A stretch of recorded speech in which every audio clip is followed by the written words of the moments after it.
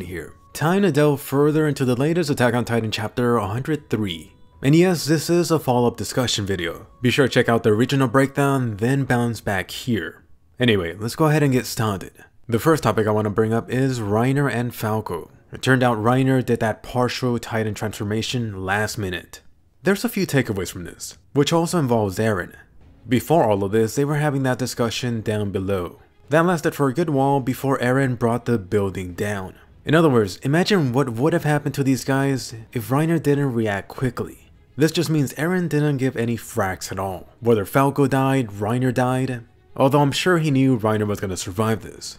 As for how both of these guys survived, you got that flower looking hand thing, which a lot of people think is symbolism for the upcoming birth or possible transfer, if you will. The very popular theory right now is that Falco will become the new Armored Titan. Let me know where you stand on this.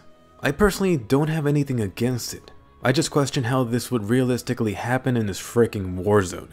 I mentioned before how Isayama did make the powers possible to transfer. However, he made them in such a way that you cannot pull off that last minute power transfer cliche, like you've seen in other anime series. So I'll tell you what, if you're for Reiner transferring the powers, go ahead and give me a detailed scenario of how this will happen. Although don't get me wrong, I'm not saying that it's not possible later on, just not right now. Next up, can we just have some stallion appreciation? I mean, my god, after reading this in high quality, Jean was actually a freaking total badass this chapter. He finally got a chance to get a payback on the card Titan. Let's just hope Jean sticks around so we can see more of this. On the receiving end, however, we have Peak. Let me touch on her. I'm pretty sure in this chapter, throughout the battle, Peak was questioning to herself what Zeke was up to beforehand. This was especially going on even up to the final moments before she got taken out. You could just see it on her face. Peak has figured it out. In some ways, Zeke has backstabbed them. And yes, that leads us into one of the main topics. Zeke and the scouts are working together. This chapter had way too many suspicious lines from Zeke, not to mention how the events played out. If this chapter doesn't make it completely obvious, I'm not sure what would. I guess the only thing left would be Zeke just coming out and saying it himself. But before delving deep into this, let me say this. I've seen a handful of surprising comments in the last chapter video breakdown. People seem outright super pissed at me just mentioning the idea that Zeke and the scouts could be working together. I don't think this applies to 99% of you watching, because most of you are fine with people having different views and opinions. But really, if you get angry at someone just mentioning a theory that you don't like, you really gotta chill the hell out. Totally fine if you don't disagree, but don't get physically mad. That's just silly.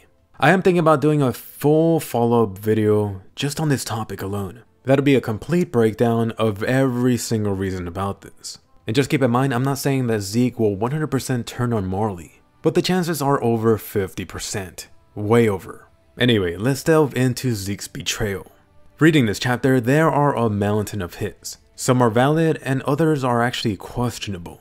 For the questionable stuff, I am talking about some of the lines from the fan and official English translation. You'll see what I mean. Anyway, Zeke's betrayal of Marley. Let's go down the list for stuff in this chapter alone. First off was Zeke going down way too easily. Yes, Levi has turned him into sushi before, but this was beyond that. I think even if you don't buy Zeke working with the scouts, this shit looks suspicious. This whole thing screams two things. Either one, bad writing, or two, something shady is going on here.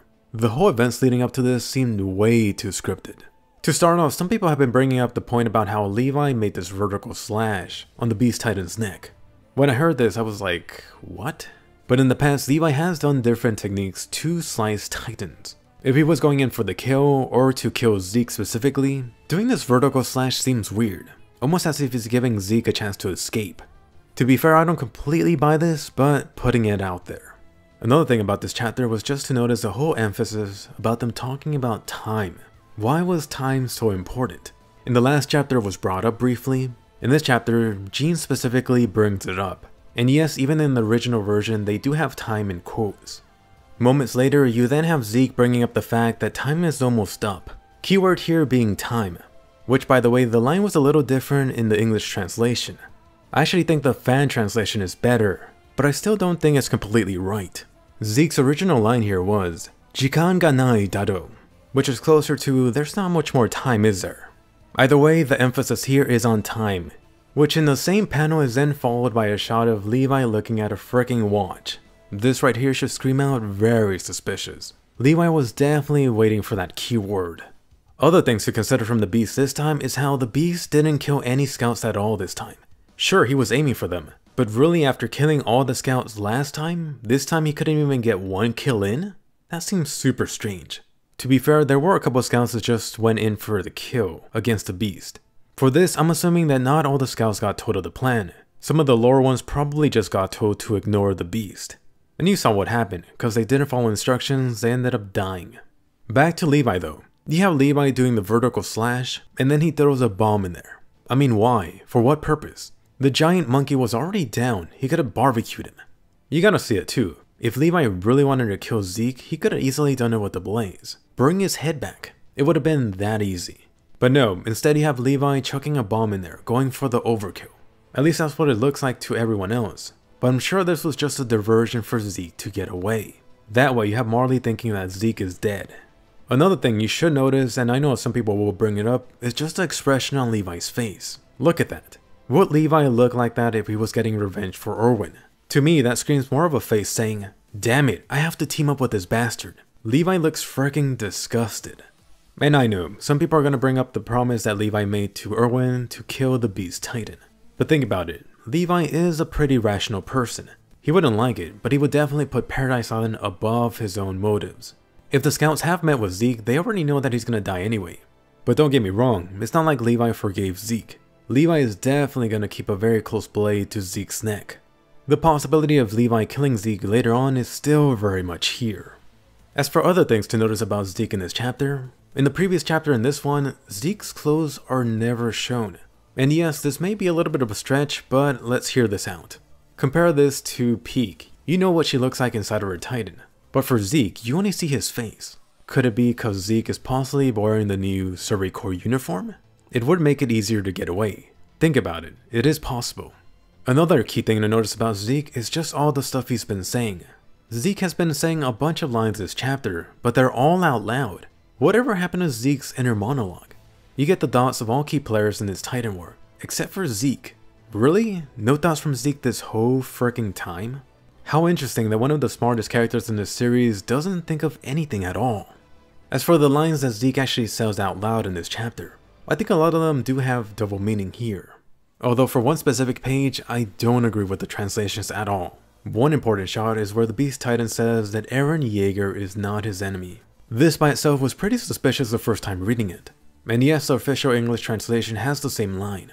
I had to look at the Japanese version just to double check this. In the original, he doesn't exactly say enemy. The word he uses is teki. Teki can mean enemy, but it also can mean opponent or rival. Just considering the context and then him referring to Levi afterwards, I think opponent would have been much more appropriate here. In other words, Eren Yeager is not my opponent. If Zeke is going to betray Marley, then saying something like Eren Yeager is not my enemy? That just seems too on the nose, way too obvious. In the following page, you then have the Beast saying, "Too bad that it's you. Come out, Levi." The line about it being you? That by itself seems like a double meaning, him probably referring to Marley. Except let me just mention it that this fan translation is wrong. The original line here was, "Mazu wa omae karada." The official version for this is right. In other words, Zeke here is just saying how he's gonna start off with Levi. I don't think there was any additional double meaning here. At least none that was implied in the wrong translation. Anyway, that was a mountain of evidence that Zeke is about to betray Marley, at least from this chapter. Is there anyone really out there that doesn't think this whole situation just seems way too suspicious? At the minimum, you should at least have a 10% chance of Zeke turning. Anyway, changing gears, let's bring up the Warhammer. First off, now you could actually get a great quality picture of Eren trying to bite the Tiber crystal. And wow, look at it. Imagine how hard Eren was trying to bite the hell out of it. His Titan face is gone. Forget about visiting the Titan dentist. Your chompers disappeared. For the actual Warhammer, also known as the Tiber sister, she is done. The official translation for this offers more insight. Eren goes ahead and talks about how she could have destroyed the neck with that Warhammer tree move. That is, if only she had more energy. Thankfully, Eren managed to get hard last minute and shielded himself from being penetrated by the Warhammer. The line about low energy? That was not Eren talking about himself. He was referring to the Warhammer. Which, to be fair, it is Eren's own thoughts about the situation. He could be wrong. Right now, the Tiber sister seems to be in this Titan crystal state. I'm wondering, are you allowed to recover energy while like that? Either way, I don't see another full Warhammer coming out. Meanwhile, Eren looks like he's full of energy. He just took a full espresso shot. As for Eren's possible trump card, which is closer to the original line, I see a few possibilities for this. For starters, Eren could have been referring to himself. In other words, being able to go into Titan mode a few more times. After all those 4 years, Eren has been building up his Titan stamina. Another possibility for Eren himself could be bringing out the Founding Titan. What I'm talking about is a different Titan that looks different from the Attack Titan, just in case, like a backup. I don't see it being physically strong, but if you don't have anything else, why not? The second option includes possibilities for Eren outside of himself. Eren could be referring to something to do with Hanji. Hanji is still missing. No doubt that Hanji is still going to play some major role in this fight. And I'm actually getting pretty excited just thinking about the possibilities that Hanji could drop on them. And then you know the other option. Eren could be talking about a new player coming in, aka Annie. The female Titan could come in last minute on their side. But at this point, talk about overkill if she really shows up. Then at some point, Armin needs to show that blonde Colossal Titan. Sure, Armin is pretty busy right now, but there is a chance he may come in close by last minute. This could be part of the Survey Corps' escape plan. Let me briefly also touch on that mystery Girl Scout. You've seen her now in 2 chapters. Supposedly the popular theory right now is that this is the one that Mikasa saved way back in Trost. To be honest, I'm not completely convinced here, although it would be a fun idea if this really turned out to be true. I mean, back then she was like 10, 11? 4 years later she would be Scout age. If this does turn out to be true, hopefully they do have some moment between her and Mikasa. Another question to bring up is, who dies? You saw how this wrapped up with Jean coming in at the end. Perhaps switching to blades is not an option? At this point, it seems that everyone expects Jean to die next chapter. You're gonna have Gabby or Margath shoot Jean. So, is the stallion officially dead? I think that it is possible, but it seems way too obvious. Instead, I see either Jean getting seriously hurt, but not dying, or some other scout is gonna come in and get hurt by it. It could be Levi, Coney, or the one that let Gabby go, Sasha. Or here's another possibility. Gabby shoots but misses and then hits Falco on accident. This then opens up the possibility for Falco taking Reiner's Armored Titan. The next chapter for this is dropping more or less on April 7th, that date being the stallion's birthday. So, is Isayama gonna kill Jean on his birthday? I don't know. That'd be pretty fracked up. Either way, Isayama has confirmed someone dying. So far, there has been this Shinigami working on this battlefield. Death in particular has been too kind to the Survey Corps' side. Are they really gonna escape this without a key scout dying? Or at the very minimum getting super hurt? As for what should happen next, I do see there being a lot more to the Attack on Titan story. This means at least one more arc with around 20 chapters. For the scouts, this means time to retreat as soon as possible. Take the crystal, just have Eren swallow the damn thing, and don't choke on it. Someone else also have to capture Reiner. He's super free for the taking. Mikasa is about to give that sushi treatment to the jaws. And then Jean, come on, please stop. Someone help him capture Pieck instead. On the flip side, what is going to happen to Marley after this horrible loss? I think this goes back to what I brought up in my original breakdown. Let's say that Survey Corps and Paradise Island get out of this extremely fine. Everything goes according to plan.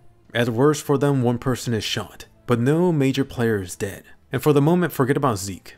Of course, this doesn't look like a great way to tell a story. It definitely wouldn't be something you see coming out of Isayama. Except, how about if he does it like this? Isayama mentioned how Paradise Island would be seen as the villains to the world. He's trying really hard to show that. At least to the Marley Nation, these scouts are very much those devils they've been told about. Regardless of whether it was justified or not, Eren did pull something similar to what the Warriors did back in episode 1. That was right when Wall Maria came crashing down. Sure, not totally the same situation, but there are a good amount of similarities. As the scouts try to escape Marley, there could be more destruction of their nation. I could see there being 1 or 2 more nukes to destroy and wipe out more of Marley's forces. You then have the Warhammer, Pieck, Jaws, and the Beast. All of these Marley Titans are about to be captured or killed by the Survey Scouts. Ultimately, this then follows by Levi and the scouts retreating back to Paradise Island. Now the important question comes out. What happens to Marley then? Marley would have just suffered a devastating blow to their military. They also now have no Titan shifters. These would have been the ones they relied on for war all this time. At this point, the surrounding nations, also known as the enemies of Marley, would have taken notice. These nations don't know the exact details, but their world leaders just got killed in this Tiber festival. For them at this point, who cares? This one superpower nation is now totally defenseless. So this is where I could see Isayama taking the story. Marley would have experienced something similar to Paradise Island when Wall Maria came down. Initially, a good chunk of people died at the start, but then by extension, hundreds of thousands of people died in the following mission to reclaim Wall Maria. For Marley, the extra damage is going to come from the second wave of attacks, and they're not going to be from the scouts. I see Marley potentially getting totally wiped out. Meanwhile, for the current Eldians, they could be sent to other nations. These Eldians would then be forced to join a follow-up invasion towards Paradise Island. The interesting part about this scenario is that Isayama could show this happening super quickly too in the manga. I guess history does in fact repeat itself. Unfortunately for Marley, they're back up to the receiving end of this again. But anyway, that is a Titan possible theory. More important, let me hear from you. Is the Beast Titan really dead? Or did the events in this chapter finally confirm Zeke's betrayal? Does anyone honestly think that Levi killed him?